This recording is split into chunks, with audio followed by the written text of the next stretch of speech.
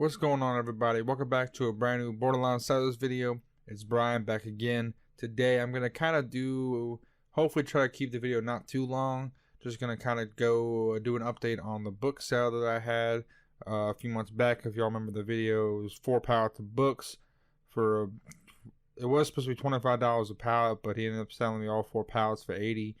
And then the cost of everything else ended up being $200 after U-Haul and stuff like that. So about $20 spent, and I'm going to kind of go over some of the book sales that I've had. I'm not going to show you every sale, just highlight a couple of them to help us decide, was this a good buy, a bad buy, would I do it again if I could, and we're going to kind of get into that right away. No time to waste. So our first sale is Modern Revivalism. I think it was a vintage book, I believe, like the 50s, 60s sort of range, I think. Maybe 70s was when this one was released. And I was able to sell this one for $60 with free shipping, which medium mail, shipping is basically nothing. So made probably around $45 or so off of this book alone. So if you calculate just one book so far, that's almost a quarter of what I spent to buy all the books. Y'all are going to see this with this one and many other examples is, if you're in a thrift store or certain places and you see older books, try to check them out. You can't scan barcodes, but you can type them in and type in the year, and a lot of times you'll find valuable books. Not all of them. A lot of them are worthless, but there's plenty that have quite a bit of value. I've even went to the thrift store recently, the other day, and I picked up a couple more vintage books from the 60s that I found. They were $1.50 a piece because the hardbacks there are $1.50 a piece. But I picked up those 3, selling them between $10 and $20 a piece. So I figured might as well pick those up. They'll sit for a little bit, but it won't be too bad. Books are easy to store, so I don't mind that. Books don't take up a lot of space. Second sale we have is Silent Victory, U.S. Submarine War Against Japan, Volume 1 by Clay Blair Jr. It does have the dust cover. I believe the dust cover was a little damaged, but I showed it in photos and everything, the extent of the condition, which I always put in the description that this is in whatever condition. Make sure to look at photos that show the extent of the condition so the buyer knows, hey, it's in the description, so don't be mad when it comes in if something's a little tore up. It's been shown. I got $16 free shipping for this one. Again, medium mail shipping, so I made probably around $11 or so off of this one. Maybe like $10. Depending on how much it weighed. It was probably like $3.40 to ship. So another $10 on top. So that's going to put us at $55 for total cost or total profit back. Now I wanted to show this. This isn't even the best example, but I wanted to show this to show that a lot of books. I sold quite a few books that were, $9 books, $8 books, $7 books. I even sold probably 1 or 2 $6 books. I've sold some cheap books that weren't worth a whole lot, but when you factor in these bigger sales that pretty much take out all the cost of goods, in my mind, when you have those big sales, like the big chunk sales, it allows you to sell some of these cheaper items and still make profit and be okay with it, and not have to be like, oh, well, the cost of good was $2 a book or whatever the cost of good was. It was that much. I need to make sure I make more than that on the sale. No, I mean, I got a bunch of high dollar books out of those pallets. Allow me to sell these cheaper books and basically make them 3 on the pennies, on the dollar sort of cost of goods. And just, if y'all remember, there was 1,000+ books in all those pallets. I donated. God, there were so many. I actually, at the end of the video, I'll go over what I did with the excess books, which I didn't take any video or show anything of it with y'all, but I'll go over what I did with the excess amount of books at the end of the video. I just wanted to show this. I wanted to show this to explain that, hey, not every book I'm selling is high dollar. I have a lot of small sales mixed in between as well. Now, this sale is something that I want to sort of preach to y'all, which is, always try to do like bundles. If you can bundle stuff, especially if it's cheaper books, if you can bundle same offer, and a lot like that, you can move that offer pretty easily. I have plenty of offer bundles listed on my store. They sell every other week or so, and it makes me money back on stuff that I normally wouldn't be able to make money on by themselves. But since I had a couple of the same offer, I can usually flip it and make a little bit of money off of it. But for this one, these were some of them when I was searching. Some of them had maybe one listing up with no picture, or they had no listings up, and it was hard to gauge value for some of these books. So I kind of just put them all up in a lot together for $50, and then when I was doing a 5% off sale, they ended up selling 5% off for $47.49 free shipping. Patricia Vernon books. These were first editions in the U.S. They were first editions in the U.S., which I believe made them a little more valuable. So that's why I was able to get that much for those books. I'm sure if you got the newer editions of them, they wouldn't be worth that much. But they were all in fairly good condition, besides some of the dust covers being a little torn or a little raggedy. They were still, the actual book itself were all in great condition, and that goes for most of the books in this lot.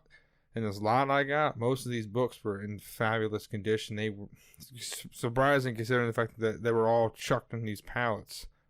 I'm surprised they stayed in such good condition as they did. Our next sale is Journey to the End of the Night by Celine. It's a New Directions paperback printing. It was the 8th printing they did in 1960. So this book's about 61 years old. 61 years old now. So you may be surprised to see that these books tend to last. Somehow books, if they're taken care of, they can last 60, 100 something years. And this one's been around for about 60 years, and I don't know what it's about, but it sold for $20 free shipping, so made another $15 or so, $14-15 off this one, which I guess we should probably keep calculating what I was calculating earlier, right? So this was 45, 55, let's just say, let's not even count that because that's a small number. I'm trying to keep them easy. And let's say another 35, so 90, and then 105 so far. So in 4 sales, we got 105 profit, like rough estimates. I could do a spreadsheet and do the whole like correct number and give her the exact number, but I'm not going to do that today. I think when we get a few more months in and we sell more and more of that lot, I think is when I'm going to break it down, another update, and show you all the exact profit instead of just the rough numbers. Our next sale was the best sale we had.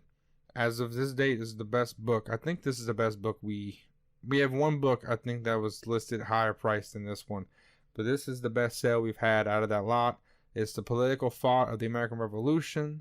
I sold it for $100 free shipping, so that was fantastic.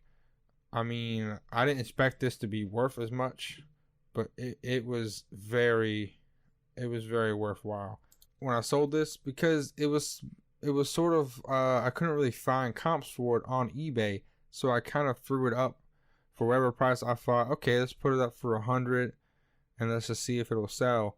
And I figured maybe I'll get an offer for 50 or 60 and I'll take it, but no, someone bought it for 100, and I'm happy with that. And after fees and shipping, you're looking at about 80, 82 or whatever. So we're just going to put 80 on top to make it easy. So we're at about 185 profit. With just those 5 sales, we're at almost all of our money back for what I spent on all the books. Another sale we had was this 1941 American Guide series for Oklahoma, some like writer's project with a map that was sold for $50 free shipping. If we got about $30 profit off of this book, it's going to push us up over into the profit, into the green for all of the books, which is awesome. So as you can see, it only took 1, 2, 3, 4, 5, 6 sales. 6 sales, and we're in profit. And there were 1,000 books in that lot. Was it worth it? 100% worth it. doing that buy and relisting and trying to sell all on eBay, it was 100% worth it. Not only was it worth it monetarily, I enjoyed the time doing it. We enjoyed sorting through everything and scanning and making piles and doing research and listing. And books are just, it was fun. It was cool seeing a book. We found some books from 1920, 1910. Some of them weren't worth the money, but it was cool to see a book that was 100 years old still around. It's still floating around. It is very cool to see. And this one's about 80 years old. And it's still around. So it was just really awesome to kind of experience a part of history from before my time, as well as being a great monetary choice to do this by. Would I do it again? 100%. If that guy ever gets more books, I'll have him contact me and we'll do another sale. Hopefully, if I ever do have the opportunity again, I'll have the garage set up so that I can do all of the stuff in the garage and not clutter up my inside of my house. Like last time, it was cluttered up for a while, which sort of made it harder to work because it was so cluttered. It was like a mental thing. It was like, oh God, I got to do this again. So hopefully we don't get to that point. Here's another solid sale we got. Was Best Seat in the House. It was a book about drumming in the 70s. We sold for about $45, free shipping. Pretty cool book. Very interesting book. It was in great condition. It was almost like new really to me. But I just put it up as very good. Got $45 free shipping for it. That's about $35 profit on for us again, which is great. Continuing to build the profit we got off of the books. And it was just one of those interesting books to kind of look at and find and look at. And it's just like, it was just cool. I mean, you obviously, if you didn't know, a lot of vintage rock music stuff can be worth money. Like certain vintage, like that goes for anything, like VHS tapes, sort of niche, like skateboarding, rock music, stuff like that. That's worth a lot of money in VHS. And certain things like that can be worth money in other forms of media. They're just things that are just weird books or obscure things or out of print stuff. It's just some of that can have a lot of value if you know what to look for and how to look for it. But that's just a cool book. Kind of breezed through it before I listed it. A cool read. So if you do find it, you probably should read it first before you sell it. That was a cool book. Now we're going to go over the last sale that I'm going over in this video, which is actually the first book that I listed and the first book I sold out of all these books. This is the very first one that I sold. It's from 1993. It's the Urantia book, a former spiritual religious book. I got $30 plus shipping for it, which is pretty cool. Pretty cool. I mean, that was the first listing I did, and it sold within a few days. And it's sort of just like, wow, books can move really fast. Some of them can move really slow, obviously, but this one moved really fast, and it sort of got that tick going for me to get the rest of these books up as ASAP. So made about 25-ish profit off of this. So just add that to the top of that cake. So there were obviously, when you buy a large quantity of stuff such as this in pallets, there's going to be some things you can't list on eBay to make money. There's going to be some things you just not worth the money and the time to put online to sell for money. We had a lot of books left over. I mean, there was probably like 500 or so books, 600 books left over that weren't worth it to list online. I mean, it was so many. Just picture this. I filled the back of my SUV from the bottom of the SUV all the way to the ceiling with paperbacks. I mean, it was that many. When you opened the back door, they were falling out. You know, it's crazy the amount of stuff we have left over. And that was just paperbacks. So we tried a book sale outside. I think it was on a Sunday. We tried a book sale. I think we sold a few books, made probably around $50, doing $1 a book. So we made like $50 off of 50 or so books. I think it was around that price range, maybe about $50 on a book sale. And then the next thing we did was I found out that a local place near us, a local bookstore owned by a very, very nice older woman, very nice elderly woman, very sweet person. She does trade-ins. You can trade in softbacks. They'll look through them and they'll decide if it's something that they can take, and they'll look through them and then they'll decide, okay, if we can take it, this is the value, get forward and trade in. So you can basically trade a bunch of paperbacks in, and then you'll have X amount of dollars in trading credit where you can go and grab books that you'd actually want. So for me, if the book was worth $8, what they do is they'll sell it for $4, and then they'll give you $2 trading credit. So she took quite a few books, and I actually got almost $90 in trading credit. And what I did with that is I basically picked up a lot of books I was missing, quite a few books I was missing from an offer. Clive Cussler, I have a bunch of his book series that aren't finished yet in the other room.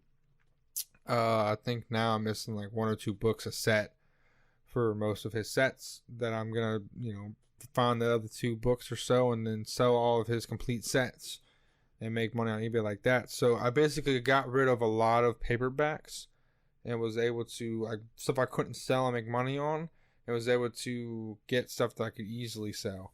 Now, could I have done like Facebook listings and sold them in bulk quantity, like bulk pounds or whatever?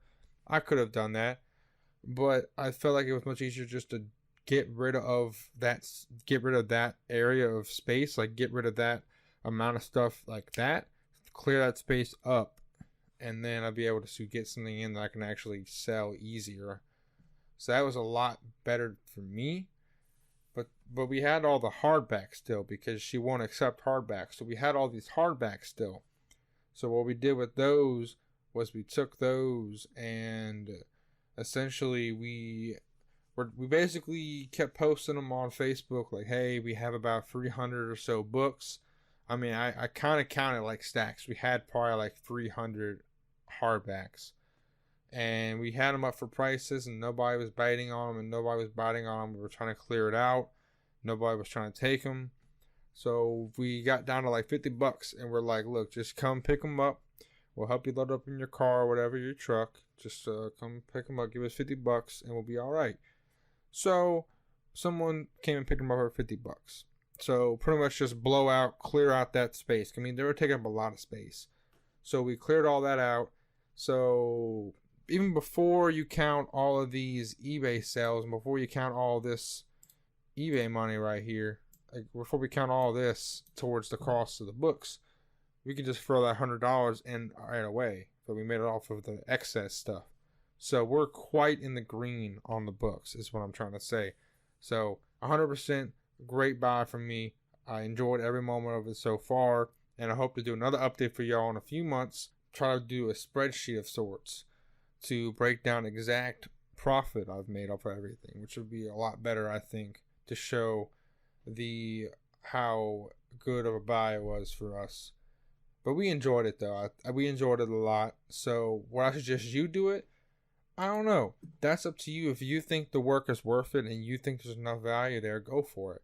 I think you can't live life without taking a few risks and trying to be adventurous and trying new things. I never thought of myself as a book reseller. Now I'm always looking for books when I'm going to thrift stores and going to garage sales and all that. I'm always looking for books. But that's it for today's video, guys. Hopefully y'all enjoyed. Make sure to like, comment, and subscribe. Let me know in the comments down below what else you want to see. I'm hoping to bring some game console repair videos soon. I'm hoping to bring a shell swap on a Game Boy Advance. Hoping to bring an IPS screen mod on the Game Boy Advance soon. Hopefully I can get those videos soon.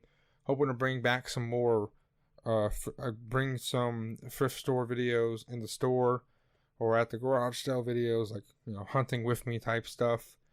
Hoping to bring a lot of content to the channel soon. So make sure you subscribe and stay tuned for all that so you don't miss a thing.